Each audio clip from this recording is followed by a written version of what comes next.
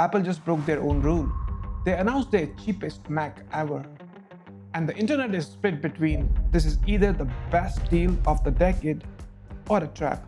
But I need you to understand something. This isn't just a cheap Mac. This is Apple declaring war on Chromebooks, Windows, and maybe their own MacBook Air. MacBook Neo drops on March 11, and based on everything Apple's put on paper, this might be the most important laptop launch ever since the original Air. So let's break down the key details, like why the A18 chips actually matters, why 8 gigs of RAM might not be the disaster that you think it is, who this really destroy in the market, and most important, should you camp on that pre-order button? Let's get into it. Let's run the exact numbers straight from Apple's press material. It's rocking the A18 Pro chip. That's the exact same architecture as the iPhone 16 Pro, but scaled up for laptop thermals. It features a 6-core CPU, a 5-core GPU, and a 16-core neural engine. It weighs just 2.7 pounds and has a 13-inch liquid retina display with 500 nits of brightness and P3 color accuracy, all starting at $599. Now here's why this is absolute genius by Apple.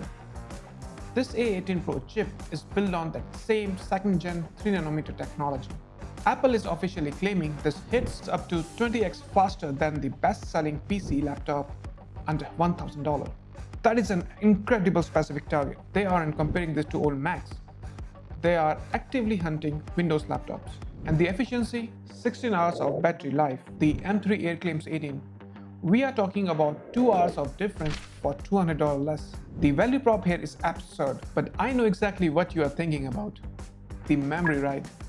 So let's talk about it. It is 8 gigs. Because it's a unified memory, it's way faster than standard DDR5, but it's still only 8 gigs. But the internet is screaming that this is absolutely unusable in 26. But here's the counter-argument that nobody is talking about. macOS Sequoia is heavily optimized for this exact setup. Apple Intelligence runs efficiently on device, and the memory bandwidth for A18 Pro is actually faster than most Windows laptops running on 16 gigs. I'm not saying 8 gigs is completely future-proof.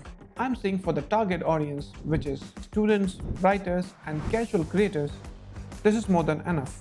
Let's be completely honest about who this laptop is actually for. If you are importing massive 4K Apple log files and applying heavy color grades in DaVinci Resolve, don't buy this.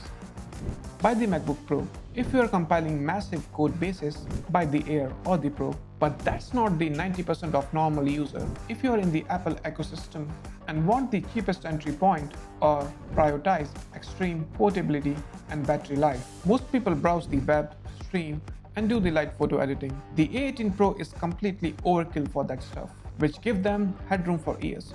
Okay, now here's the fun part. Who dies because of this laptop? Chromebook. Premium Chromebooks cost between $400 and $600. The MacBook Neo is exactly $499 if you use the education discount. Mac OS versus Chrome OS, having access to Final Cut versus having nothing. It's not even a close competition. I need you to understand something.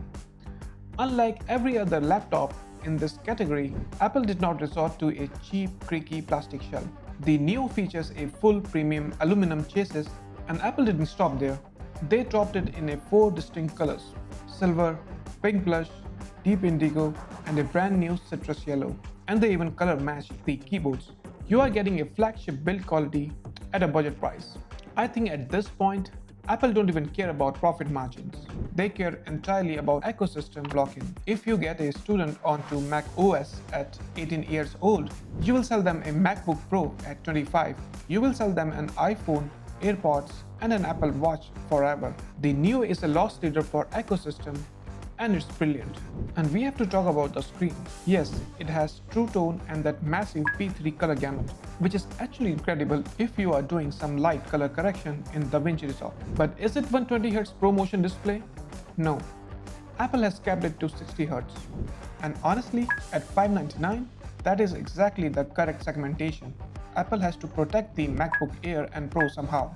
And for this price bracket, a color-accurate 60Hz panel is perfectly acceptable.